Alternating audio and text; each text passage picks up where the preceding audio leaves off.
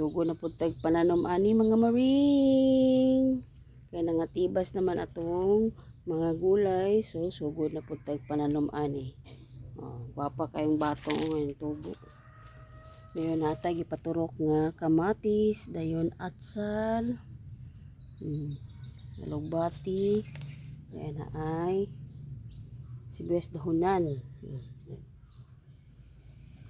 Sugo na po tag pananom para makasave og fresh from the backyard garden ra atong mga gulay. Batong po na mga maring. So, yan na ay luya o kuan kanang talong. Dayon nag-ready na pud ko.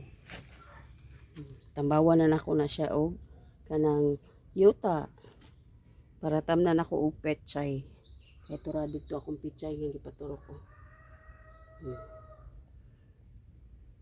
So kung nagpananom para makasave ang person.